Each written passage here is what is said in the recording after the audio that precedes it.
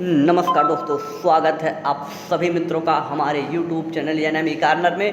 आज geography crash course में BEO और आरओ के क्रैश कोर्स में हम जिस टॉपिक पे बात करेंगे वो है ज्योग्राफी के में भारत के प्रादेशिक भूगोल के बारे में बात करेंगे। और इसमें जिस टॉपिक की आगे चर्चा होगी उसमें है गंगा नदी तंत्र। लेकिन अब तक जिसकी हमारी चर्चा है उसकी हम बात करेंगे। लेकिन पहले आप लोगों के लिए ये चीज़ बता दें कि मित्रों, आप जहाँ भी आप क्लास कर रहे हो, जहाँ से भी देख रहे हो, कहीं से भी जो भी सोर्स आप पढ़ रहे हैं, इस सोर्स से आप 100% अपना दीजिए, अपने युद्ध स्तर की तैयारी कीजिए। क्योंकि ये न सिर्फ एक एग्जाम है बल्कि एक आपका जंग है। ये एक जंग है, एक युद्ध है।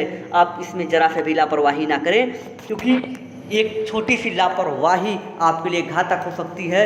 ये जो युद्ध है, इस युद्ध को अगर हम जीतेंगे, इस परीक्षा को अगर हम जीतेंगे तो हमें प्राइज़ मिलेगा, हमें इनाम मिलेगा, जो कि एक नौकरी के रूप में होगा। इस संदर्भ में आप सिर्फ 2 लाइनें हम कहना चाहते हैं कि फैसला जो कुछ भी हो मंजूर होना चाहिए, जंग हो या इश्क हो भरपूर होना चाहिए। राहत इंदौरी की 2 पंक्तियां हैं जो हम लोगों के ऊपर काफ़ी अच्छी तरह से फिट बैठती हैं। तो ठीक है मित्रों, तो आज हम शुरू करेंगे अपने जिस टॉपिक की। उसके पहले हम जिन टॉपिक की हमारी बात हुई थी उसकी हम बात कर लेते हैं। आज के पहले हमने भारत के प्रादेशिक भूगोल के बारे में बात की थी। भारत के प्रादेशिक भूगोल के बारे में बात की थी। इसमें हमने भारत को 4 भागों में बांटा था। पहला भाग भारत का विशाल हिमालय क्षेत्र था। दूसरा जो हमने बताया था गंगा व सिंधु का मैदान। और तीसरा रेगिस्तानी भारत। और जो चौथा था वो प्रायद्वीपीय भारत था। यानी जो 4 पार्ट थे वो कौन कौन से थे? विशाल हिमालय क्षेत्र, दूसरा सिंधु गंगा मैदानी क्षेत्र, तीसरा रेगिस्तानी क्षेत्र और चौथा प्रायद्वीपीय भारत। इन 4 पार्टों में हम एक एक को कवर करते हुए पूरे भारत के भूगोल को कवर करने की कोशिश कर रहे हैं। अब तक हमने आपसे हमारी जो बात हुई है वो हमारी बात हुई है विशाल हिमालय क्षेत्र पर। और हम जो दूसरे टॉपिक में जो चल रहे हैं वो है सिंधु और गंगा का मैदान। इसमें हमने आधे टॉपिक को कवर किया है, जिसमें हमने सिंधु के मैदानी इलाकों की आपसे बात की है। अब यहाँ से अगर हम आगे चले तो अब हम बात करेंगे गंगा के मैदानी भाग की। देखिए, गंगा के मैदानी भाग में भी हम आपसे जो चर्चा करेंगे, चूँकि आपको हमने इसके पहले गंगा के मैदानी भाग में हमने जिन नदियों की बात की थी, गंगा और सिंधु के मैदानी भाग में जिन नदियों की चर्चा की थी उसमें सिंधु था। सिंधु में हमने आपसे स्पेशली आप देखेंगे तो आपको हमने सतलज की बात की थी, हमने ब्यास की बात की थी, आपसे रावी की बात की थी, झेलम की बात की थी, और हमने आपकी जितनी नदियाँ थी चिनाब की बात की थी, इन्हें क्या क्या नाम से ऋग्वेद में पुकारा गया है इसकी बात की थी। जैसे सतलज को हमने बताया था कि सतुद्री के नाम से जानते हैं, ब्यास को विपाशा के नाम से, और रावी को पुरुषड़ी, और चिनाब को अश्विनी के नाम से, और झेलम को वितस्ता के नाम से जाना जाता था। तो ये सब हमारी चर्चा हो चुकी है। इनके उद्गम स्थल के बारे में बात हो गई थी और इनकी कुछ विशेषताओं के बारे में हमारी बात हुई थी अब तक। अब आपसे हम आगे बात करेंगे उसी पैटर्न को आगे बढ़ाते हुए गंगा नदी तंत्र के बारे में। तो अब गंगा नदी तंत्र के बारे में अगर देखें तो सबसे पहले मित्रों हम यहाँ से बात करेंगे कि जो गंगा नदी है उसे हम पहले हाईलाइट करते हैं। आपको जूम करके दिखा देते हैं। जी, गंगा नदी तंत्र है, एक बार हम हाईलाइट कर लें, उसके बाद चीज़ें आसान होंगी। जी देखिए, गंगा नदी तंत्र को हम आपको लिए हाईलाइट करने की कोशिश कर रहे हैं।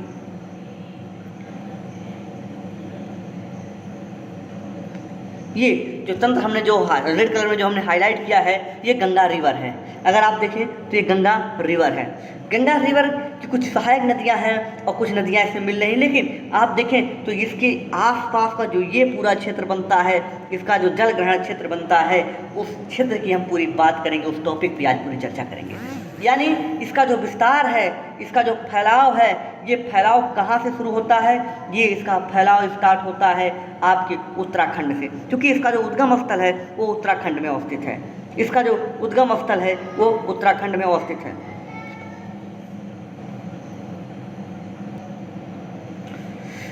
गंगा नदी की हम बात कर रहे हैं, इसके जो विस्तार की बात करेंगे तो इसका जो विस्तार है आप देखेंगे ये उत्तराखंड से लेकर ये सुंदरबन डेल्टा तक फैला हुआ है। हम आपसे डिटेल में बात करेंगे ये एक चीज़ों की। तो देखिए, सबसे पहले गंगा नदी की बात करें तो गंगा नदी का जो एरिया है, जो लंबाई है, वो कितनी दूरी तक फैली हो, कितनी लंबी है, तो आप देखेंगे गंगा नदी जो है वो 2525 किलोमीटर लंबी है। यानी 2525 किलोमीटर लंबी नदी है। अगर इसमें देखें हम तो सबसे जो अधिक लंबाई है, जो सबसे ज़्यादा लंबी है, वो उत्तर प्रदेश में ही गंगा नदी की लंबाई है। आप देखेंगे दूसरी चीज़ कि ये पहाड़ी वाले जो क्षेत्र हैं, जो पहाड़ी इलाका है, उन पहाड़ी इलाकों से अगर आपको हम मैप में थोड़ी सी जूम करके दिखाने की कोशिश करें तो ये देखें, 1 मिनट मैप को ऐसे देखा जाए, ये आप देखेंगे ये यहाँ पे ये गंगा नदी का उद्गम है और गंगा नदी यहाँ से निकलकर मैदानी इलाकों में आती है। जब ये मैदानी इलाकों में चलती है तो सबसे पहले ये जहाँ पे इंटर करती है, जहाँ पे ये मैदान में आती है, वो लोकेशन आपकी हरिद्वार है। यानी हरिद्वार के पास जब गंगा नदी आती है तो यानी पहाड़ों से जब उतर कर पहली बार वो जमीन मैदान को उतरती है तो हरिद्वार के पास वो अपना मैदानी इलाकों में प्रवेश करती है। अगर इसके अन्य चीज़ों में देखें तो इसका जो निर्माण हुआ है, इसका जो ओरिजिन है, ये आप देखेंगे गंगोत्री ग्लेशियर से होता है। यहाँ पे आप देखें कई ग्लेशियर, आप कामेत देख रहे होंगे, यहाँ पे देखेंगे नंदा देवी है, यहाँ पे आप देखेंगे यहाँ पे एक ग्लेशियर, यहीं पे छोटी सी लोकेशन है, एक लोकेशन है जिसका नाम है गंगोत्री ग्लेशियर। ये गंगोत्री ग्लेशियर से ही गंगा नदी उत्पन्न होती है और मुख्यतः ये 2 रूपों में उत्पन्न होती है। कौन कौन सी? 2 शाखाओं के मिलने के बाद गंगा के नाम से जाना जाता है और ये एक लोकेशन है देवप्रयाग की। देवप्रयाग में जब अलकनंदा और भागीरथी दोनों एक दूसरे से आके मिलती हैं तो उसे हम वहाँ पर गंगा के नाम से जानते हैं। उसके पहले ये दोनों शाखाएं जो अलग अलग आ रही थी, चाहे भागीरथी हो चाहे अलकनंदा हो, ये दोनों अलग अलग नदियों के नाम से जानी जाती हैं। लेकिन जैसे ही ये देवप्रयाग में आके गंगा नदी से मिलती हैं, देवप्रयाग में आके दोनों एक दूसरे से मिलती हैं, ये गंगा नदी के नाम से जानी जाती हैं। अगर एक चीज़ पौराणिक विशेषताओं के अनुसार जैसा कहा जाता है कि गंगा नदी का पानी कभी खराब नहीं होता है, एकदम बिल्कुल ये सत्य है, ये एक सत्य है। ऐसा क्यों होता है? इसके साइंटिफिक रीज़न की हमने चर्चा की। आप इसके साइंटिफिक रीज़न का पता किया तो साइंटिफिक रीज़न इसका एक ही है कि गंगा जो नदी है, उस नदी के जल में एक वायरस पाया जाता है, एक वायरस है। उस वायरस का क्या नाम है आपको हम बता दें, उस वायरस का नाम है बैक्टीरियोफेज, यानी बैक्टीरियोफेज नाम है उस वायरस का। जैसा कि जिसकी वजह से वो करता क्या है, वो एक चीज़ करता है, क्या करता है, वो जो जितने भी आपके इसमें जो भी ऐसे जीवाणु या अन्य सूक्ष्म जीव पनपते हैं, जो जल होता है उसमें जो रखने से सूक्ष्म जीव पनपने लगते हैं, उन सूक्ष्म जीवों को ये मार देता है। कौन मार देता है? ये जो बैक्टीरियोफेज है, जो बैक्टीरियोफेज नाम का एक वायरस है, ये वायरस उनको किल कर देता है और जिसकी वजह से गंगा का जल जो होता है ये सालों साल तक सुरक्षित या सड़ता नहीं है या उससे दुर्गंध नहीं आती। ये कारण है गंगा नदी का जो जल है ये इस वजह से स्वच्छ बना रहता है। दूसरी चीज़ देखिए तो जो गंगा नदी है ये भारत की राष्ट्रीय नदी है। कैसी नदी है? ये भारत की राष्ट्रीय नदी है और इसे राष्ट्रीय स्तर का दर्जा 2008 में दिया गया। इसे राष्ट्रीय स्तर का दर्जा 2008 में दिया गया। और आप देखेंगे हमने जैसा कि बताया कि जो गंगा नदी है ये 2025 किलोमीटर लंबी है, लेकिन इसमें भी ये टोटल है, क्योंकि आप देखेंगे कि गंगा नदी का जो विस्तार है वो भारत, इंडिया और बांग्लादेश दोनों में है। तो जो बांग्लादेश है उसमें भी ये नदी फ्लो होती है, तो यानी 2025 में इंडिया में भी फ्लो होती है और बांग्लादेश में भी फ्लो होती है। तो इंडिया में देखेंगे 2025 में से जो हिस्सा इंडिया में फ्लो होती है वो 2000 के आसपास है। और आप देखिए 2000 के आसपास कितना, 2025 नहीं है, ये 2525 है। 2525 में से जो इंडिया में फ्लो होती है वो 2071 है। 2071 इंडिया में फ्लो होती है, शेष जो 400 के आसपास जो बच रहा है वो बांग्लादेश में, इतनी किलोमीटर वो लंबाई बांग्लादेश में नदी बहती है। अब देखें इसकी कुछ सहायक नदियां हैं, इसकी कुछ सहायक नदियां हैं जिनकी भी चर्चा हम आपसे करेंगे, लेकिन उसके पहले आपको ये जान लेना महत्वपूर्ण होगा कि ये जितनी चीज़ें हमने आपसे डिस्कशन की उसे एक बार आपको पीपीटी में देखना उतना ही महत्वपूर्ण है। तो ठीक है, तो आपको हम इसकी पीपीटी दिखाते हैं। देखिए पीपीटी में आप देखिए हमने बताया कि इस नदी की कुल लंबाई 2525 किलोमीटर है, 2525 किलोमीटर है और 2071 ये आपकी इंडिया में बहती है और शेष बांग्लादेश में बहती है। इसका उद्गम स्थल गंगोत्री ग्लेशियर है। इसका विस्तार उत्तराखंड से लेकर हुए पश्चिम बंगाल के सुंदरबन डेल्टा तक है और ये भारत की राष्ट्रीय नदी है और इसे 2008 में यह दर्जा दिया गया, जिसका हमने जैसा एक साइंटिफिक चीज़ बताया कि इसके जो नदी का जल है वो जो नदी का गंगा नदी का जो गंगा जल होता है इसमें खराब नहीं होता, इसमें दुर्गंध नहीं आती। इसका कारण है बैक्टीरियोफेज वायरस। और गंगा नदी दो नदियों के मेल से बनती है, एक है भागीरथी और दूसरा अलकनंदा। ये लोकेशन है उत्तराखंड में, देवप्रयाग में मिलती है एक दूसरे से आकर। तो ये इसकी सर्वाधिक लंबाई उत्तर प्रदेश में है। अगर आप देखें तो हरिद्वार में ये मैदानी क्षेत्रों में उतरती है। एक चीज और, गंगा नदी कितने राज्यों से होकर फ्लो होती है, ये बहुत ही महत्वपूर्ण है। आपसे प्रश्नों से हमेशा पूछा जा सकता है कि निम्नलिखित राज्यों में से किस राज्य में गंगा नदी नहीं बहती। तो आप देख लें वो कौन सा राज्य है जहाँ गंगा नदी जाती है। तो आप देखेंगे उत्तराखंड एक स्टेट जहाँ से निकलती है, दूसरा उत्तर प्रदेश जहाँ से ये सबसे अधिक लंबाई में बहती है, तीसरा है बिहार और फिर ये झारखंड की बॉर्डर को टच करते हुए जाती है। उसके बाद ये पश्चिम बंगाल में जाती है, फिर वहाँ से बांग्लादेश में एंट्री करती है। यानी इंडिया की ये टोटल 5 राज्यों में बहती है।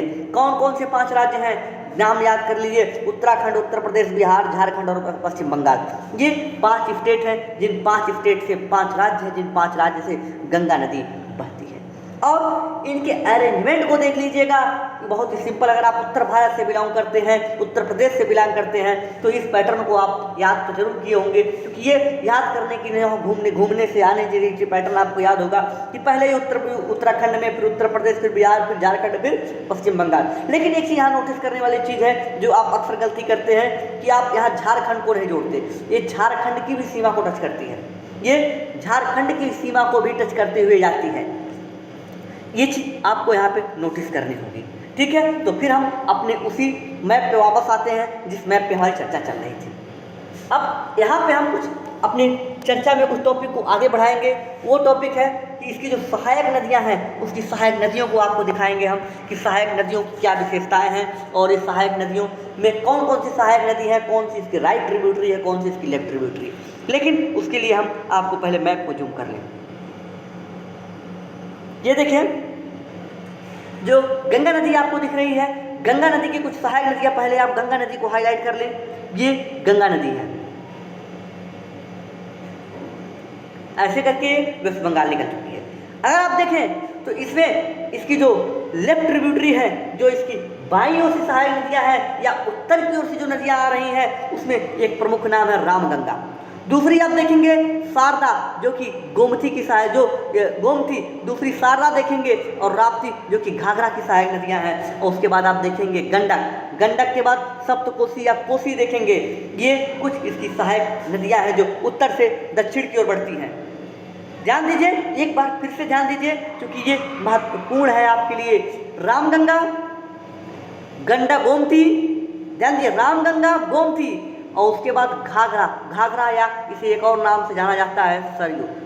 बहुत ही महत्वपूर्ण एक और नाम से जाना जाता है सरयू। ये भी न्यूज में था क्योंकि उत्तर प्रदेश के मुख्यमंत्री योगी आदित्यनाथ ने घाघरा का नाम बदलकर सरयू कर दिया है।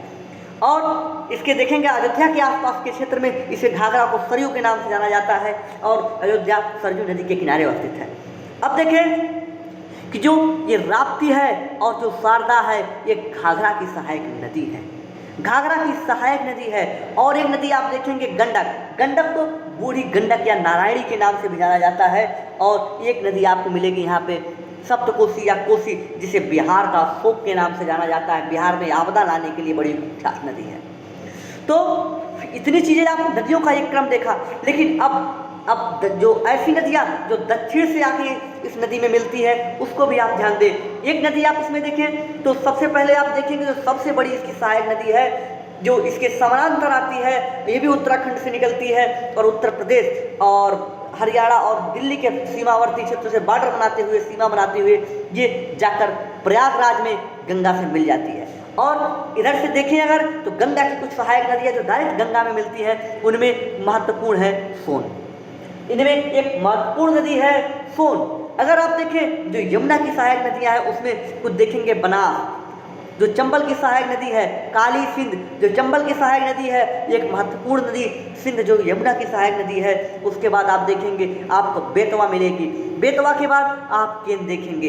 ये सब यमुना की सहायक नदियां हैं, जिसकी आप देखेंगे कि ये जो दक्षिण से उत्तर की ओर जा रही हैं, दक्षिण से उत्तर की ओर जा रही हैं, गंगा में या यमुना में मिल रही हैं। यमुना फाइनली प्रयागराज इलाहाबाद में ये जाकर यमुना से गंगा से मिल जाती है, दोनों का संगम है जिसे प्रयागराज के नाम से जाना जाता है। अब यहाँ पे अगर देखें तो ये चीज़ आपको स्पष्ट करते हैं कि जो बांग्लादेश है, बांग्लादेश में जब ये गंगा पहुँचती हैं, आप देखिए मैप को हम जूम आउट करते हैं, जो हमने मैप को जूम किया था। अब देखें जब ये नदी जब गंगा नदी पहुंचती है बांग्लादेश में, यानी यहाँ से अगर आप चल रही थी ये नदी ऐसे जब पहुंच के बांग्लादेश में पहुंच रही है ये नदी, तो बांग्लादेश में इसे पद्मा के नाम से जाना जाता है। यानी कब पद्मा के नाम से जानते हैं, ध्यान रखिएगा, जब इस नदी में आके ब्रह्मपुत्रा नदी मिल जाती है। जब ब्रह्मपुत्रा नदी गंगा नदी में मिल जाती है तो इसकी संयुक्त शाखा को पद्मा के नाम से जाना जाता है। बहुत ही महत्वपूर्ण है, ध्यान रखिएगा। यहीं पे आप देखेंगे तो यहीं पे एक बराक रिवर बहती है, जो पूर्वोत्तर की सबसे बड़ी नदी है। ब्रह्मपुत्रा को छोड़कर वो आकर यहीं मिलती है बांग्लादेश में आकर उससे। तो आप ये भी चीज़ें ध्यान रखिएगा। अब अगर देखें तो ये गंगा और ब्रह्मपुत्रा जिस क्षेत्र में एक दूसरे से मिलती हैं, वहाँ पे ये एक डेल्टा का निर्माण करती हैं, जिसका नाम है सुंदरबन डेल्टा। ध्यान रखिएगा, जिसका नाम है सुंदरबन डेल्टा। सुंदरबन डेल्टा की एक विशेषता है कि ये विश्व का सबसे बड़ा डेल्टा है। नदी के द्वारा बनाया गया विश्व का सबसे बड़ा डेल्टा सुंदरबन डेल्टा है। ये एक महत्वपूर्ण चीज़ है जिसे आपके परीक्षाओं में बहुत पूछा जाता है। अब देखें कि ये जो डेल्टा आपका बना है, ये डेल्टा कृषि के स्तर से बहुत ही महत्वपूर्ण है। क्यों इतना महत्वपूर्ण है कृषि के स्तर से? क्योंकि यहाँ यह जो मिट्टी होती है ये बहुत ही उपजाऊ होती है।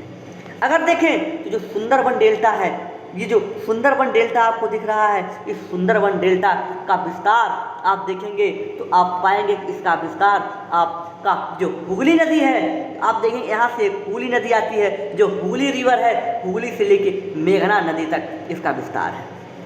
किसका विस्तार है? सुंदरबन डेल्टा का। सुंदरबन जो डेल्टा है उसका विस्तार हुगली नदी से लेकर मेघना नदी तक है। और एक चीज़ आप ध्यान रखें, इस सुंदरबन डेल्टा को सुंदरबन के नाम से क्यों जाना जाता है? क्योंकि यहाँ पे सुंदरबन डेल्टा में जो वनस्पतियाँ पाई जाती हैं वो है मैंग्रोव। ये मैंग्रोव वनस्पतियों के लिए बहुत ही महत्वपूर्ण है। इसमें मैंग्रोव वनस्पतियों में कुछ महत्वपूर्ण जो प्रजातियां हैं उसमें आप देखेंगे, एक है सुंदरी। इसी सुंदरी प्रकार की जो वृक्ष होते हैं, इसी वृक्ष के कारण इसे सुंदरबन बोला जाता है। इस वृक्ष का नाम है सुंदरी। और देखेंगे इसमें आप और इसके जो अन्य वैरायटियां हैं, जो अन्य प्रकार की हैं, उसमें आप देखेंगे तरमजा एक पाई जाती है। एक तरमजा, इससे देखें, एक तरमजा करके पाई जाती है जो एक महत्वपूर्ण है।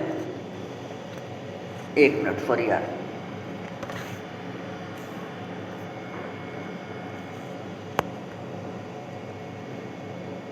किसी कारण से पीपीटी कट गई थी, हम फिर से वापस आ रहे हैं।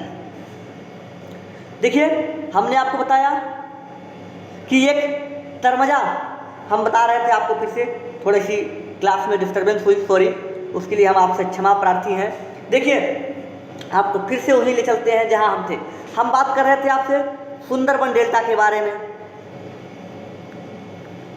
सुंदरबन जो डेल्टा है, यहाँ पे जो वनस्पतियाँ पाई जाती हैं वो मैंग्रोव हैं। मैंग्रोव प्रकार की वनस्पतियाँ पाई जाती हैं। मैंग्रोव वनस्पतियों की आपको हमने विशेषता बताई कि इस मैंग्रोव वनस्पतियों में कुछ प्रकार की जो वन पाए जाते हैं, जो वृक्ष पाए जाते हैं, उनमें आपके एक वृक्ष है सुंदरी। और इसी सुंदरी वृक्ष के कारण इस पूरे वन क्षेत्र को, इस पूरे डेल्टा क्षेत्र को सुंदरबन के नाम से जाना जाता है। यहाँ पे और दूसरी जो प्रकार की वनस्पतियाँ पाई जाती हैं उनमें एक महत्वपूर्ण है तरमजा। ध्यान रखिएगा, एक तरमजा है। उसके अलावा अगर आप देखेंगे तो आम लोपी करके एक है, आम लोपी। और देखेंगे तो कैसूरीना करके है। ये सब जितनी प्रकार की वनस्पतियाँ हैं, ये वनस्पतियाँ स्वभाव से इनकी कठोर होती हैं, इनकी जो लकड़ी बहुत ही कठोर होती है। ये जितने वृक्ष हैं इनकी लकड़ियाँ बहुत ही कठोर होती हैं। अगर आप देखें तो सुंदरबन डेल्टा के लिए जो आदर्श स्थिति है जहाँ पे सर्वाधिक रूप में पनप सकती हैं, उनको कैसी स्थिति चाहिए, कैसा इन्वायरमेंट चाहिए पनपने के लिए, तो आप देखेंगे कि वहाँ पे जो जल होगा, जो वाटर होगी, वो मीठा और साल्टी या फिर यानी मीठा और खारा जल का मिश्रण होना चाहिए। जो जल होना चाहिए सुंदरबन डेल्टा के लिए, मैंग्रोव के डेवलपमेंट के लिए, वो कैसा होना चाहिए, मीठे और खारे का मिश्रण होना चाहिए। और ख़ास करके आप देखेंगे जहाँ पे नदियाँ एस्चुरी बनाती हैं या डेल्टा बनाती हैं, उस क्षेत्र में ये दोनों स्थितियाँ आदर्श बनती हैं कि मीठा जल भी मिलता है और खारा जल समुद्र में मिलता है, तो इस कारण से वहाँ पे मैंग्रोव वन का विकास होता है। भारत के लगभग सभी तटवर्ती प्रदेशों में मैंग्रोव वन का विकास हुआ है। अगर आप देखें तो यही जो क्षेत्र है, यही मैंग्रोव वाला ही वो क्षेत्र है जहाँ पे हमारी चर्चा हो रही है। इसी क्षेत्र में यही वो क्षेत्र है जहाँ पे बंगाल टाइगर का आवास है। जो बंगाल टाइगर है, जो बंगाल बाघ है, इनका जो आवास है, मूल निवास है, यहीं पे है। और देखें यही वो क्षेत्र है, हमने जैसा कि पहले आपसे बताया कि ये क्षेत्र कृषि के लिए बहुत महत्वपूर्ण है। ये कृषि के लिए बहुत ही महत्वपूर्ण है। यहाँ पे दो प्रकार की कृषि बहुत ही महत्वपूर्ण है। पहला चावल की कृषि और दूसरा जूट की। जूट की कृषि के लिए ये क्षेत्र पूरे भारत में मशहूर है और जितनी यहाँ पे जूट की उत्पादकता होती है वो पूरे भारत में कहीं नहीं होती। चावल में भी यही स्थिति है, चावल में भी ये बहुत ही महत्वपूर्ण स्थान रखता है, सर्वाधिक उपजाऊ क्षेत्रों में से एक है। तो ये चीज़ आप देखें कि ये जो सुंदरबन डेल्टा था, उस सुंदरबन डेल्टा की ये विशेषता थी। आइए हम आपको पीपीटी के माध्यम से जितने हमने फैक्ट या जितने कॉन्सेप्ट की चर्चा की उस डिस्कस करते हैं। देखिए हमने आपसे बात की कि जो नदी है गंगा नदी, उसको उत्तर से ओर से मिली, जो उत्तर की ओर से आने वाली नदियाँ, उसमें रामगंगा है, सरयू है जिसे करनाली या घाघरी के नाम से ज़्यादा, ताप्ती है, गंडक है, कोसी है, गोमती है, महानदी है, ये महानंदा है। ये नदियाँ उत्तर की ओर से आके गंगा में मिलती हैं, जबकि दक्षिण की ओर से मिलने में प्रमुख नदियाँ हैं आपकी यमुना की ही सहायक नदी चंबल है, जिसमें और भी कई नदियाँ शामिल हैं जिसकी हमने आपकी बेतवा की चर्चा की थी। और दूसरी इसमें एक महत्वपूर्ण सोन है, पुनपुन है, ये सब नदियाँ आकर गंगा से डायरेक्ट मिलती हैं। अब हमने ये बात की कि जो गंगा है, वो गंगा नदी जब ये बांग्लादेश में पहुंचती है तो बांग्लादेश में ये गंगा और ब्रह्मपुत्र एक दूसरे से मिल जाती हैं, जहां पर इसे पद्मा के नाम से जाना जाता है। और इसके डेल्टा वाले जो क्षेत्र है, इसे सुंदरबन के डेल्टा के नाम से जाना जाता है। ये विश्व का सबसे बड़ा डेल्टा है। इसका जो विस्तार है इस डेल्टा का हुगली नदी से लेकर मेघना नदी के बीच वाले क्षेत्र में है। और देखें इस प्रकार की जो मैंग्रोव प्रकार की जो वनस्पतियाँ होती हैं, सुंदरबन जो डेल्टा है, जो सुंदरबन वनस्पतियाँ होती हैं, मैंग्रोव वनस्पतियों को सुंदरबन वनस्पतियों के नाम से भी जाना जाता है। ये पीसीएस में पूछा हुआ प्रश्न है। यहाँ पर इसको पनपने के लिए खारा और मीठा जल दोनों का मिश्रण होना चाहिए, इसके लिए आइडियल स्टेज है। और यहाँ पे जो वृक्ष पाए जाते हैं, सुंदरी नाम के वृक्ष पाए जाते हैं, जिसके कारण ही इसका नाम सुंदरबन पड़ा है। यहाँ पे तरमजा, देवा, कैसोरीना, आमलोपी, ये सब प्रमुख वृक्ष हैं जो इस जंगल में पाए जाते हैं। ये श्वसन मूल जड़ें यहाँ पे होती हैं। ये जो वृक्ष होते हैं उनके वृक्षों में श्वसन मूल जड़ें होती हैं। और ये आप देखेंगे बंगाल टाइगर का ये हैबिटेट है, आवास है। ठीक है मित्रों, तो यहाँ तक अगर आपकी बातें कंफर्म हो गई तो फिर आपको हम आगे यहाँ से चर्चा करेंगे। जो गंगा नदी है वहाँ पे आप देखें कि नदी डॉल्फिन पाई जाती हैं। ये आपको मैप ले जा रहे हैं। ये जो गंगा नदी आपको दिख रही है, इस गंगा नदी क्षेत्र में दो प्रकार की डॉल्फिन पाई जाती हैं। ये आप देखेंगे कि जो गंगा नदी डॉल्फिन है वो पाई जाती है और दूसरी डॉल्फिन पाई जाती है आपकी इरावदी डॉल्फिन। आइए इन दोनों को फिगर के माध्यम से, इमेज के माध्यम से हम अपनी पीपीटी में समझने की कोशिश करते हैं। ये देखिए, ये जो डॉल्फिन है ये गंगा नदी डॉल्फिन है और ये जो डॉल्फिन आपको दिख रही है इरावदी डॉल्फिन है। ये आपकी इरावदी है और यह गंगा नदी डॉल्फिन। आपको हम बता दें कि जो गंगा नदी डॉल्फिन है इसे राष्ट्रीय जलीय जीव घोषित कर दिया गया है। ये राष्ट्रीय जलीय जीव, भारत का राष्ट्रीय जलीय जीव है, जिसकी घोषणा आपको हम कलर पीपीटी में करते हैं, जिससे आपको समझ में आए चीज़ें। देखिए पहले हम बात करेंगे आपसे गंगा नदी डॉल्फिन के बारे में। जो आपको ये इमेज दिख रही है, हमारी चर्चा इस इमेज पे होगी। ठीक है, तो सबसे पहले गंगा नदी डॉल्फिन पे हम बात करते हैं कि ये जो डॉल्फिन है ये मीठे पानी की डॉल्फिन है। ध्यान रखिएगा, मीठे पानी की। ये खारा पानी इसके लिए पसंद नहीं होता, ये उस खारे पानी में अपने आवास, अपने जो भोजन होते हैं, शिकार होते हैं, वहाँ पे रहना पसंद नहीं करती और ना ही करना। ठीक है। दूसरी बात, ये पहली बात ये थी कि मीठे पानी में रहती है। दूसरी बात थी कि इसके पास आँख नहीं होती। सबसे बड़ी बात, ताज्जुब करने वाली बात है कि इसके पास आँख नहीं होती, नेत्रहीन होती हैं। दूसरी चीज़ क्या है कि ये स्तनधारी हैं, ये स्तनधारी है, ये अंडे नहीं देती हैं, बच्चे पैदा करती हैं। दूसरी चीज़ अगर देखें तो अगर इसके पास आँख नहीं है तो ये कैसे अपने शिकार को करती है, कैसे देखती है? बिल्कुल अच्छा जायज़ प्रश्न है ये। क्यों कैसे करती है? क्योंकि ये जो आपकी प्रतिध्वनि आपने सुनी होगी, साउंड वेव निकालती है, ये ध्वनि तरंगें निकालती हैं, और जो स्वाइन साउंड वेव होता है, प्रतिध्वनि, इनकी प्रतिध्वनियों से ये वस्तु की आकलन करती है, अंदाज़ा लगाती है कि वो वस्तु कितनी दूरी पे है। दूसरी चीज़, इनकी सूंघने की शक्ति बहुत तीव्र होती है, और सूंघने की शक्ति से ये पता कर लेते हैं कि हमारे खाने की चीज़ है या नहीं। अगर आप देखें तो इनका जो बुद्धिमत्ता होती है बहुत तीव्र होती है, ये बहुत ही बुद्धिमान प्रकार की प्रजाति होती हैं। अब तीसरी चीज़ देखें, अगर अगली चीज़, तो इनको ये जो आयुसीएन आप ध्यान रखिए, आप इससे एक संस्था है जिससे आपका मुलाकात, आपका परिचय बार बार होता रहेगा। आयुसीएन रेड लिस्ट सूची जारी करती है, एक सूची जारी करती है जो रेड लिस्ट सूची के नाम से जाना जाता है, जिसका उद्देश्य होता है कि जितने भी प्रजातियां हैं, चाहे जीव हो चाहे पौधे हो, उनके संरक्षण के लिए बढ़ावा दिया जाए, जागरूकता बढ़ाई जाए। तो आयुसीएन के अनुसार ये जो गंगा नदी डॉल्फिन है, इसे इंडेंजर्ड की सूची में रखा गया है। इंडेंजर्ड की सूची में, यानी इंडेंजर्ड का अर्थ है विलुप्त प्राय। विलुप्त प्राय यानी जिनकी संख्या कम हो रही है, लेकिन अभी भी ये है, लेकिन अगर जिस स्तर से कम हो रही है, जिस रेशियो से कम हो रही है, अगर ऐसे ही होती रही तो भविष्य में ये विलुप्त हो जाएंगी। तो ये आयुसीएन का स्टेटस था। तीसरी चीज़ अगर देखें तो भारत सरकार भी इनको संरक्षण के लिए कुछ कदम उठाती है। कौन से? इन्होंने वन्य जीव संरक्षण अधिनियम 1972 के तहत इन्हें संरक्षित किया हुआ है। वन्य जीव संरक्षण अधिनियम 1972 के तहत, ध्यान रखिएगा, ये एक्ट को सन से मैच करा लेता है यूपीपीसीएस। बहुत फेवरेट प्रश्न है उसका। और यूपीपीसीएस जितने भी एग्जाम कराता है, चाहे वो बीईओ हो, चाहे आरओ हो, चाहे लोअर पीसीएस हो, या फिर कोई अन्य हो, इन सब में उनका पैटर्न नहीं होता है। तो आगे देखें यहाँ से हम कि जो भारत सरकार को संरक्षित कैसे करती है। 1972 का जो एक्ट है वन्य जीव संरक्षण अधिनियम, उनके तहत जो सूची, इनका शेड्यूल फर्स्ट है, उसके तहत इन्होंने इसे दर्ज किया है। यानी इसे मारना, इसका शिकार करना अपराध है, लेकिन फिर भी इसका शिकार हो रहे हैं, जिसके कारण ये विलुप्त हो रही है। इसके विलुप्त होने के और कारण कौन से हैं? नदी में जो प्रदूषण है, जो पॉल्यूशन है, उसकी वजह से ये प्रदूषित हो रहे हैं, विलुप्त हो रही हैं। और इसके अन्य कारण है डैम का निर्माण, जो नदी में बांध बनाए जा रहे हैं, इन बांधों की वजह से ये इनके आवास है वो क्षतिग्रस्त हो रहे हैं, जिनकी संख्या इनकी लगातार कम हो रही है। आपको एक चीज़ और बता दें कि अगर इनकी अन्य नामों, जो आप थोड़े से नाम इसके टेक्निकल है कि गंगा नदी डॉल्फिन, लेकिन अगर आप इसे देसी भाषा में देखें तो आपके यहाँ और हमारे यहाँ इसे सूस के नाम से जाना जाता है। आप देखेंगे केवल गंगा नदी में ही नहीं, ये आपकी गंगा नदी तंत्र में पाई जाती है। गंगा नदी तंत्र में, यानी गंगा नदी तंत्र का भाग आपका घाघरा है।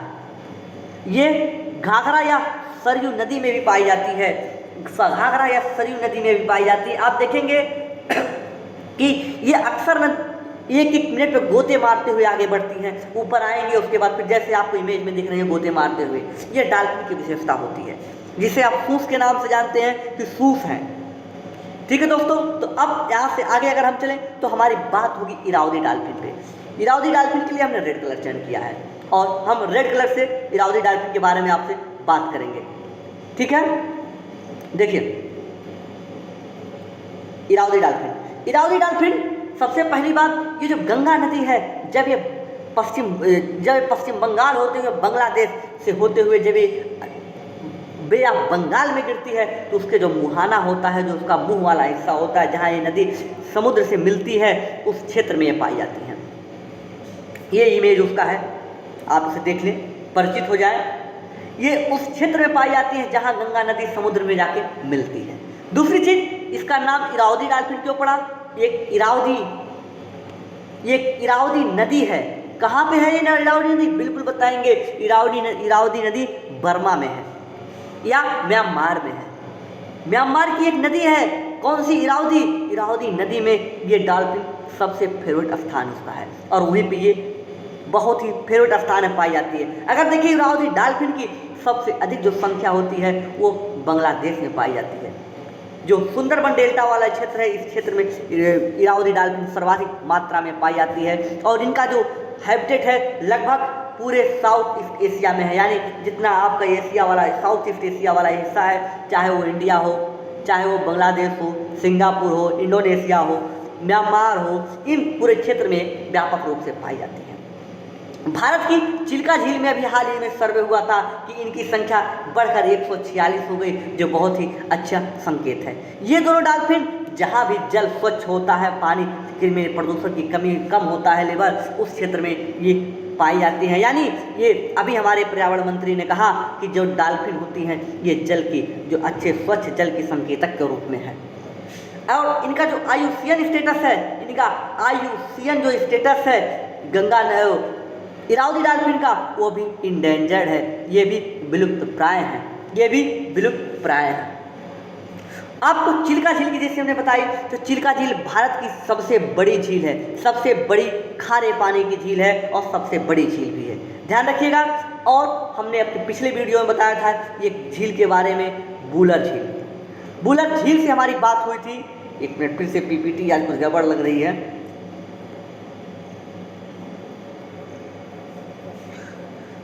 हमारी बात, चलिए वापस आ गए। हमारी बात आपसे वुलर झील के बारे में कल हुई थी। वुलर झील हमने बताई थी कि ये भारत की ताजे पानी की सबसे बड़ी झील है, यानी ताजे पानी की सबसे बड़ी झील वुलर है। और वैसे सबसे बड़ी झील आप देखेंगे तो चिल्का है। चिल्का झील में ही इरावदी डॉल्फिन पाई जा रही है। ठीक है, तो आगे चलें। ये चीज़ आपको कंफर्म हुआ तो एक बार इसे हम PPT में अपने देख लेते हैं, जिससे चीज़ें आपको कमांड पे हो। देखिए, गंगा नदी में पाई जाने वाली दो प्रकार की डॉल्फिन है, एक गंगा नदी डॉल्फिन है, दूसरी इरावदी डॉल्फिन है। पहले गंगा नदी डॉल्फिन की बात करते हैं। गंगा नदी डॉल्फिन को स्थानीय भाषा में सूस के नाम से जाना जाता है। ये मीठे पानी की डॉल्फिन होती हैं। इनकी एक विशेषता ये होती है कि नेत्रहीन है और ये स्तनधारी भी है, यानी एक स्तनधारी नेत्रहीन है और ये राष्ट्रीय जलीय जीव भारत ने घोषित किया है 2009 में। ये इनके पास आँख नहीं होता, नेत्रहीन होती है, तो ये अपना शिकार ध्वनि और सूंघने के अनुसार करती हैं, भोजन और शिकार। इन्हें संरक्षण दिया गया है दो तरह से। IUCN ने इसे इंडेंजर्ड में रखकर इन्हें संरक्षित करता है और भारत सरकार इन्हें वन्य जीव संरक्षण अधिनियम 1972 के तहत इन्हें संरक्षण प्रदान करती है। तीसरा संरक्षण इन्हें जलीय जीव घोषित करके दिया है। अब बात करते हैं इरावदी डॉल्फिन की। इरावदी डॉल्फिन गंगा नदी के मुहाने पे पाई जाती है। ये इरावदी नदी के नाम पे इसका नाम पड़ा है, जो बर्मा या म्यांमार में है। भारत की चिल्का लेक में इनकी संख्या हाल ही में बढ़कर 146 हो गई और जो हमारे लिए काफ़ी शुभ संकेत है।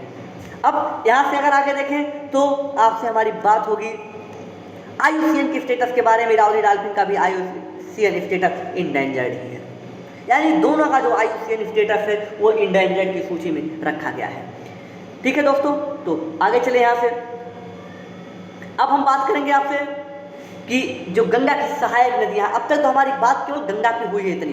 गंगा की बात करते समय हमने जिन टॉपिकों को छुआ है उनकी बात करते हैं। पहले हमने गंगा की बात करते हुए हमने आपसे सुंदरबन के बारे में बात की। सुंदरबन से बात करते हुए हमने गंगा नदी डॉल्फिन के बारे में बात की, इरावदी डॉल्फिन के बारे में बात की। इतनी चर्चा हमने इकोलॉजी का जो टॉपिक है, जो परिस्थिति तंत्र वाला जो टॉपिक है, वहाँ से हमने इसको कवर किया है। सुंदरबन डेल्टा और गंगा नदी डॉल्फिन और इरावदी डॉल्फिन, ये आपके पर्यावरण के संबंधित टॉपिक थे, इसको हमने यहीं से कवर किया है। फिर हम आगे जब पर्यावरण वाला इशू उठाएंगे तो वहाँ से भी हम कवर करेंगे। हमारा टारगेट ये है कि आपको साथ विषय के सीमा में बात करना अध्ययन कराया जाए, आपको विषय से बाहर ही रखा जाए। जो टॉपिक जहाँ पे जैसे रिलेट करते हैं उसे वहीं से बताते हुए फिर आगे जाए, जिससे आपकी रिवीजन की तैयारी, चूँकि ये एक क्रैश कोर्स है जिसमें चीज़ें आपको दिखाई जाएंगी, पकड़ाई जाएंगी, ये बेसिक कोर्स नहीं है। यहाँ से फिर आगे चले। अब हम बात करेंगे गंगा की सहायक नदियों के बारे में। आपके पास एक मैप रखा गया है जिसमें गंगा नदी की सहायक नदियाँ दिख रही होंगी और गंगा नदी दिख रही होगी। तो आइए इस मैप की सहायता से हम अध्ययन करते हैं। ये जो आपको ब्लू लाइन दिख रही है ये गंगा नदी है। एक बार फिर से दिखाते हैं, ये जो आपको ब्लू लाइन दिख रही है गंगा नदी है। आप देखेंगे कि ये उत्तराखंड से निकलकर पश्चिम बंगाल होते हुए बांग्लादेश से जाकर बे ऑफ बंगाल या बांग्लादेश की बंगाल की खाड़ी में जाके एक गिरती है। आप देखेंगे जैसे कि सहायक नदियों के बारे में हमने बात की, इसकी सहायक नदियों में हमने बताया था कि घाघरा, आपको गोमती बताया जो इसमें दिखा नहीं है, आपको गंडक हमने बताई थी, आपको कोसी बताई थी। और इसकी अन्य सहायक नदियों में हमने जो सबसे मेजर सबसे बड़ी सहायक नदी है यमुना की बात की थी। यमुना की सहायक नदी चंबल और बेतवा थी, और हमने गंगा की सहायक नदी सोन को बताया था। आगे चल के गंगा नदी एक अपनी वितरिका के रूप में टूट जाती है जिसे हुगली नदी के नाम से जाना जाता है, और इसी नदी के तट पर आपकी कोलकाता शहर बसा हुआ है। कोलकाता जो पोर्ट है, जो कोलकाता का पत्तन है, ये हुगली नदी का ही परिणाम है। अब देखें यहाँ से तो हम बात करेंगे सबसे पहले जिस सहायक नदी की, वो सहायक नदी है यमुना। गंगा की जिस सहायक नदी पे हम बात करेंगे उस सहायक नदी का नाम है यमुना, यानी हम यमुना नदी पे चर्चा करेंगे।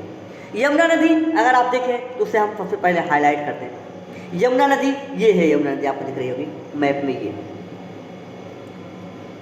अगर आप देखेंगे तो यमुना नदी गंगा नदी में जहाँ पे मिलती है वो स्थान होता है इलाहाबाद, जो ISPCS का गढ़ रहा है कुछ दिनों तक, लेकिन जब ये ताज उससे दिल्ली ने छीन लिया है ये। और दोनों के दोनों शहर यमुना के किनारे बसे हुए हैं, यमुना में बसे हुए हैं। हालांकि इलाहाबाद तो गंगा यमुना के तट पे बसा हुआ है, जहाँ पर दोनों का मेल होता है, दोनों एक दूसरे से आके मिलती हैं। अब यमुना नदी के उद्गम की बात करते हैं कि यमुना नदी का उद्गम स्थल कहाँ है। तो यमुना नदी का उद्गम स्थल यमुनोत्री है, यह भी उत्तराखंड में ही पड़ता है, यह भी उत्तराखंड में ही पड़ता है। और यमुनोत्री के पास एक बंदरपूछ नाम की लोकेशन है, जहाँ पे एक ग्लेशियर है, उस ग्लेशियर से इसका उद्गम होता है। इसकी सहायक नदियों में हमने बताया कि चंबल है, चंबल, बेतवा, और फिर एक हमने आपको और बताएंगे केन और सिंध, इसके पहले वाले मैप में हमने आपको दिखाए थे। इसका एक अन्य नाम आप देखें कालिंदी नाम से भी इसे जाना जाता है। इसका एक अन्य नाम है कालिंदी, ध्यान रखिएगा, कालिंदी भी इसका एक अन्य नाम है। कालिंदी अगर दे दिया कि कालिंदी नदी के बारे में विचार कीजिए तो डरिएगा मत, आप समझ जाइएगा ये यमुना नदी के बारे में ही पूछ रहा है। और ये चीज़ आपको ध्यान रखिएगा, बहुत ही महत्वपूर्ण है कि आपको जब हिंदी का पेपर देंगे तो हिंदी में भी ये प्रश्न आएगा कि यमुना का पर्यायवाची है, 4 नदियों के नाम दे देंगे, हो सकता है उसमें एक कालिंदी भी दे दे, तो यही सही होगा। ठीक है, आगे देखें इस नदी की जो लंबाई है, गंगा नदी की मैंने लंबाई आपसे बताई थी कि 2525 किलोमीटर है। यमुना नदी की लंबाई जो उसकी सबसे बड़ी सहायक नदी है उसकी लंबाई 1376 किलोमीटर है। 1376 किलोमीटर लंबी ये नदी है, और गंगा नदी में आकर ये प्रयागराज में मिलती है। आपने देखा एक चीज़ और आपको बता देना चाहते हैं यहीं पे, जैसे कि चर्चा में इसमें ख्याल आया कि यमुना नदी और गंगा नदी, यानी यमुना और गंगा, इन दोनों नदियों को उत्तराखंड हाई कोर्ट ने जीवित व्यक्ति का दर्जा दिया, कानूनी व्यक्ति का दर्जा दिया है, यानी ये एज ए लीगल पर्सन के तरीके ट्रीट किया जाएगा, खास करके इनके पॉल्यूशन के मामलों में। अब यहाँ से आगे देखें, अगर ये चीज़ आपको ध्यान देने वाली एक चीज़ बात और होगी कि सबसे पहले कानूनी नदियों को, जो कानूनी व्यक्ति का दर्जा नदियों को कब दिया गया, किसने दिया, तो आप देखेंगे कि सबसे पहले जिस देश ने ये ट्रेंड शुरुआत की वो देश है न्यूजीलैंड। न्यूजीलैंड की एक नदी थी बुहान गई, ध्यान दीजिए नाम है बुहान गई। बुहान गई को पहली बार पूरे विश्व में किस पहली नदी का यह दर्जा प्राप्त हुआ कि वो कानूनी व्यक्ति के रूप में दर्जा मिला। तो उसी की तर्ज पे हमारे उत्तराखंड हाई कोर्ट ने ध्यान दीजिएगा, इलाहाबाद हाई कोर्ट ने, उत्तराखंड हाई कोर्ट ने जो नैनीताल में है उसने गंगा और यमुना को कानूनी व्यक्ति का दर्जा दिया था। अगर आप देखें तो ये गंगा जो नदी है, ये गंगा नदी है, ये ऐसे अधिकार पाने, गंगा और यमुना ऐसे अधिकार पाने से इनके संरक्षण की प्रकृति बढ़ जाएगी। अब आगे आए, अब देखिए जो जो यमुना नदी है, ये यमुना नदी ये एक सीमा बनाती हुई आती है, सीमा यानी बॉर्डर। किससे किससे बनाती है बॉर्डर? ये बनाती है उत्तर प्रदेश के साथ अन्य देशों के, अन्य राज्यों के बॉर्डर। इधर आपको यूपी मिलेगा और इधर आप देखेंगे दिल्ली के साथ बॉर्डर बनाती है जो कि यूनियन टेरेटरी है। उसी से सटा हुआ एक स्टेट है जिसका नाम है हरियाणा। ये हरियाणा के साथ बॉर्डर बनाते हुए आती है। ध्यान रखिएगा, ये मध्य प्रदेश के साथ सीमा बॉर्डर नहीं बनाती है। बहुत ही नोटिस करने वाली बात है, मध्य प्रदेश की तटवर्ती क्षेत्रों मध्य प्रदेश के पास से गुजरती है लेकिन मध्य प्रदेश में इंटर नहीं करती। यानी अगर देखें तो ये किन किन राज्यों से होकर जाती है, ध्यान रखिएगा। सबसे पहले जहाँ से निकलती है वहाँ से जाती है उत्तराखंड। उत्तराखंड से ये आपके हरियाणा में जाती है, हरियाणा से ये दिल्ली में जाती है और दिल्ली से फाइनली प्रयागराज यूपी में आकर ये गंगा नदी में मिल जाती है। यानी 3 राज्य और 1 केंद्र शासित प्रदेश से होकर ये नदी गुजरती है। यहाँ तक दोस्तों अगर क्लियर हो तो आगे चले। एक पीपीटी के माध्यम से आपको हम फिर ये जितने फैक्ट हमने डिस्कशन की है उसे आपको दिखा देना चाहते हैं, जिससे आपको आसान लगे, चीज़ें ऐसा ना हो कि बाउंस करना शुरू कर दें। देखिए, हमने बात की आपसे कि यमुना नदी भारत की सबसे बड़ी सहायक नदी है गंगा की। दूसरी चीज़, ये इसका उद्गम स्थल यमुनोत्री बंदर पूछ है। उसकी सहायक नदियों में चंबल जो 960 किलोमीटर है, ये एमपी के महू नामक एक स्थान है जहाँ से निकलती है। खास करके वहाँ पे एक लोकेशन है सिंगार चोरी, एक चोटी है जिस चोटी से निकलती है। बेतवा जो नदी है ये होशंगाबाद के उत्तर के लोकेशन से निकलती है। अगर केन देखें, केन नदी और ये आपके जबलपुर अहिरा गांव से निकलती है। ऐसे ही सिंध को देखें, ये भी एमपी से ही निकलती है और इसका एक अन्य नाम है कालिंदी। जैसा हमने बताया कि यमुना का एक अन्य नाम कालिंदी के नाम से जाना जाता है। ये प्रयागराज में जाकर गंगा से मिल जाती है। इसकी लंबाई 1376 किलोमीटर है। गंगा नदी के साथ इसे कानूनी व्यक्ति का दर्जा दिया गया था उत्तराखंड हाईकोर्ट ने। हमने ये भी बताया कि आपको सबसे पहले न्यूजीलैंड की वुहान गई नदी को दर्जा दिया गया था। ये बॉर्डर शेयर करते हुए आती है दिल्ली और हरियाणा और यूपी के साथ। ठीक है, इतनी चीज़ें हमने आपसे डिस्कशन की थी और ये चीज़ें आपको यहाँ तक पकड़ हुई। अब यहाँ से जिस टॉपिक पे हम यहाँ से मूव करेंगे जी, अन्य सहायक नदियों में जैसे सोन हो गई, गोमती हो गई, गंडक हो गई, इनकी हम बात करेंगे। लेकिन पहले आपसे हम इधर की जो नदियाँ हैं जैसे सोन, इसकी हम चर्चा करते हैं। सोन ये जो नदी निकलती है ये निकलती है अमरकंटक से। अमरकंटक से निकलती है नदी। ध्यान रखिएगा, अमरकंटक लोकेशन है मध्य प्रदेश में। यहाँ नदी के एक अरीय क्रम आप देखे होंगे, जो नदियों को निकलने का क्रम होता है, एक टर्म आपको मिलेगी अरीय क्रम। प्रश्न पूछे जाते हैं कि अरीय क्रम का उदाहरण है। अरीय क्रम ये होता क्या है? एक ऐसा क्षेत्र, कोई एक ऐसा पॉइंट जहाँ से कई नदियाँ निकलती हो एक ही बिंदु कोण से। अगर कई नदियाँ कई दिशाओं में निकल रही हो तो उसे अरीयक बोलते हैं, अरीय क्रम। ऐसा ही क्षेत्र है सोन, जहाँ से निकलती है यानी अमरकंटक। अमरकंटक एक अरीय क्रम का उदाहरण है। यानी अमरकंटक से एक नदी आप देखेंगे इधर नर्मदा निकल रही है और यहाँ से एक सोन निकल रही है, और इधर भी आप देखेंगे महानदी और कई छोटी छोटी नदियाँ भी निकलती हैं यहाँ से। यानी अमरकंटक कैसा उदाहरण है? अरीय क्रम का। यहाँ पे एक कॉन्सेप्ट आप ध्यान रखिएगा। अरीय क्रम क्या होता है?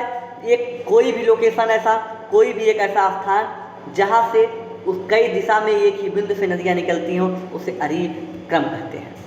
क्लियर? अब देखें तो सोन नदी की हम बात कर रहे थे।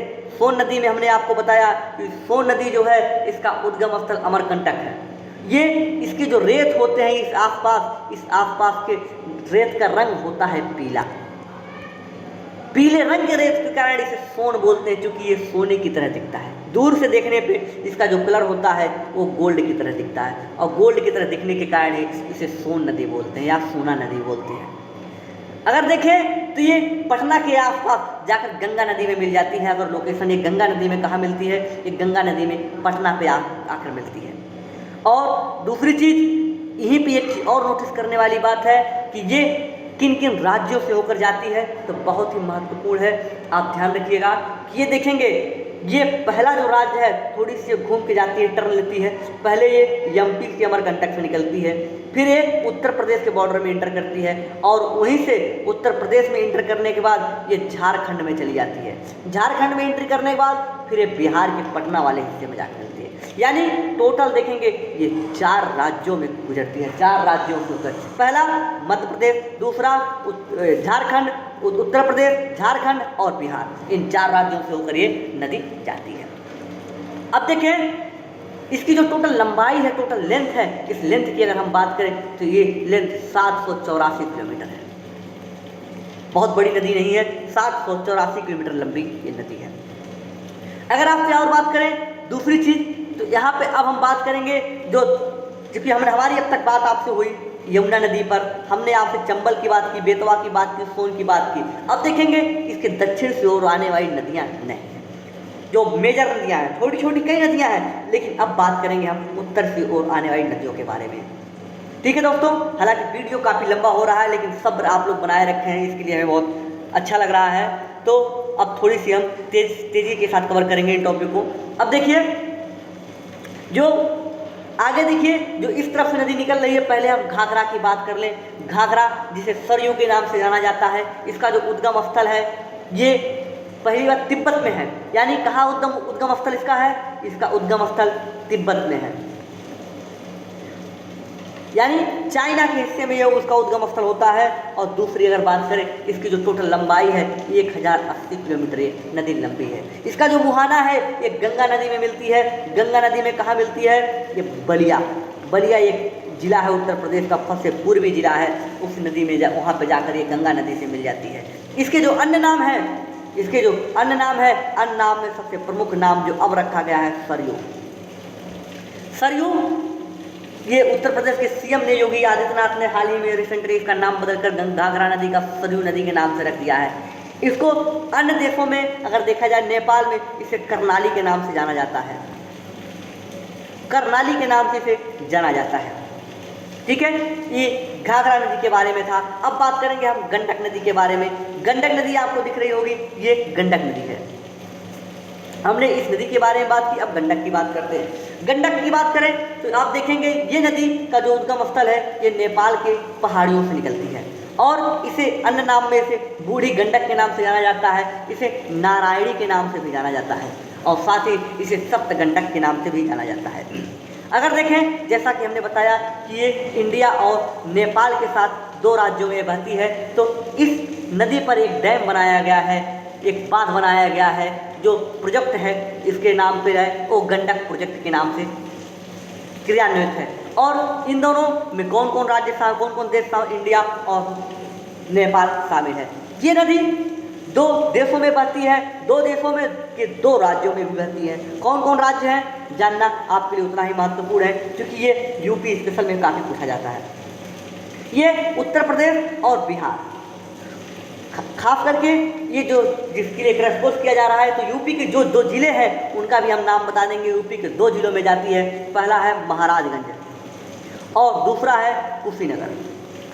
यानी ये महाराजगंज और कुशीनगर 2 जिलों से होकर बहते हैं, उसके बाद ये बिहार में एंट्री करती है। ठीक है, अब तीसरी चीज़ अगर हम बात करें तो यही हमारी बात होगी आपसे कोसी नदी के बारे में। हमने घाघरा बात की, हमने गंडक बात की, अब हमारी चर्चा होगी कोसी नदी के बारे में। कोसी नदी के लिए हम 3 महत्वपूर्ण फैक्ट आपको बताएंगे, और 3 ही आपके प्रश्न में एग्जाम में आते हैं, और ये 3 जानना आपके लिए परीक्षा के दृष्टि से भी महत्वपूर्ण है। पहला, इसका जो उद्गम स्थल है ये आप देखेंगे माउंट एवरेस्ट के क्षेत्र में नेपाल में होता है। दूसरा, इसे बिहार का शोक के नाम से जाना जाता है। ये नदी है बिहार के शोक के नाम से जाना जाता है। क्यों? क्योंकि ये अपने रास्ते को बार बार बदलती रहती है, और बदलती क्यों है? क्योंकि ये पहाड़ी क्षेत्रों से गाद या अपरदनात्मक मिट्टी लेके आती है और रास्ते में छोड़ती चली जाती है।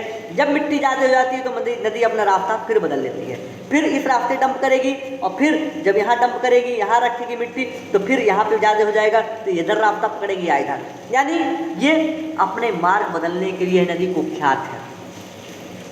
और ये इंडिया और नेपाल के बीच में इसमें बांध बना है, जिस बांध का नाम है कोसी बांध, जो आप सब लोग ट्रेस कर लेंगे। तो ये कोसी नदी है, कोसी बांध है। अब यहाँ से देखें, ये छोटी सी नदी और है रामगंगा। अब हमारी बात होगी रामगंगा नदी पर। रामगंगा नदी आप देखेंगे तो इसकी चर्चा जो आपकी है, ये रामगंगा नदी आपकी घाघरा की सहायक नदी है, और यहाँ पे लोकेशन यहाँ के आसपास क्षेत्रों में है, और इसकी लंबाई मात्र 188 किलोमीटर है, बहुत ही छोटी नदी है। ये उत्तराखंड के अल्मोड़ा से निकलती है, और ये इसकी चर्चा स्कंद पुराण नामक ग्रंथ में हुई है। जो पुराण है 18 पुराणों में से एक महत्वपूर्ण पुराण स्कंद पुराण है, जिसमें इसे रथ वाहिनी के नाम से जाना जाता था। ठीक है दोस्तों, तो जितनी हमारी डिस्कशन हुई, इन डिस्कशन को अपने हम पीपीटी के माध्यम से देखकर अपनी वाणी को हम विराम देंगे। ठीक है, क्योंकि काफ़ी लंबा वीडियो हो चुका है। तो देखिए, अब हम आपको पीपीटी के पर ले चलते हैं। देखिए, हमारी बात हुई आपसे सोन नदी पे, महानंदा पे, गोमती पर। सोन नदी का हमने उद्गम स्थल आपको बताया कि वो अमरकंटक की पहाड़ी है, जो अरिक्रम का एग्जाम्पल है। और ये सोन नदी, इसके रंग जो होता है वहाँ के बालू का पीला रंग होता है, जिसके कारण सोन का नाम से जाना जाता है। इसकी लंबाई 784 किलोमीटर था। पटना में आकर ये गंगा से मिल जाती है। ये भारत के 4 राज्यों में बहती है, मध्य प्रदेश, उत्तर प्रदेश, झारखंड और बिहार। महानंदा नदी हिमालय के दार्जिलिंग वाले हिस्से में बहती है। इसे इतना जानना महत्वपूर्ण नहीं है, बहुत ही छोटी नदी है। गोमती के बारे में बात की, जो गंगा नदी में आके मिलती है। इसका उद्गम स्थल फूहरताल पीलीभीत में है। महत्वपूर्ण रखिए, फूहरताल पीलीभीत में है। ये 900 किलोमीटर लंबी नदी है। अगर देखें अन्य चीज, जो इसका प्रमुख शहर जो उसके नदी किनारे स्थित है वो है लखनऊ, सुल्तानपुर, जौनपुर, ये जो स्पेशल में पूछा जाता है। इसकी जो अन्य सहायक नदियाँ इसकी है, इसकी सहायक नदी सई है, सयान है, सुखेता है और कचना है, इसकी सहायक नदियाँ हैं। अब यहाँ से जो अगली पीपीटी में अगर हम चलें तो आपसे हम बात करेंगे घाघरा नदी के बारे में, जो कि हम चर्चा की। घाघरा नदी का उद्गम स्थल हमने बताया मामचू हिमनद है, तिब्बत में। इसकी लंबाई 1080 किलोमीटर है। ये उत्तर प्रदेश के बलिया में गंगा नदी से जाके मिल जाती है। इसका अन्य नाम करनाली है। उत्तर प्रदेश ने इसका नाम चेंज करके सरयू नदी कर दिया है। अयोध्या इसी नदी के किनारे अवस्थित है। फैजाबाद इसी नदी के किनारे अवस्थित है। अब हम बात करेंगे आप गंडक नदी के किनारे, जिसकी हमने चर्चा अपनी डिटेल में की। इसका उद्गम स्थल मध्य नेपाल में था। इसे बूढ़ी गंडक, नारायणी और सप्त गंडक के नाम से जाना जाता है। नेपाल और इंडिया में यह फैली हुई है। उत्तर प्रदेश के जिन 2 जिलों से होकर गुजरती है उसमें महाराजगंज और कुशीनगर है। कुशीनगर से आपको याद आना चाहिए कि महापरिनिर्वाण महात्मा बुद्ध का कुशीनगर में हुआ है। कुशीनारा, वहाँ पे एक नदी है हिरणावती, उस नदी के किनारे कुशीनगर अवस्थित है। अब देखें, इसकी लंबाई जो है 1310 किलोमीटर है। गंडक जो परियोजना है इस नदी पर बनी हुई है और भारत और नेपाल दोनों इसके लिए लाभार्थी हैं। तो देखें दोस्तों, आज की वीडियो में बस इतना ही। अधिक से अधिक इस वीडियो को शेयर कीजिए, फैलाइए, जहाँ तक हो सके सपोर्ट कीजिए, लाइक कीजिए, हमारे चैनल को सब्सक्राइब कीजिए। और अगर आप लोगों को इसकी PDF फाइल चाहिए तो हमने टेलीग्राम बनाया है, टेलीग्राम की चैनल बनाया है, उस चैनल पे हम अपलोड कर देंगे, जहाँ से आप लोग डाउनलोड कर सकते हैं। ठीक है मित्रों, तो मिलेंगे आपसे अगले वीडियो में। तब तक के लिए नमस्कार। हमारा रमेश चंद्र का प्रणाम आप स्वीकार करें। जय हिंद, जय भारत।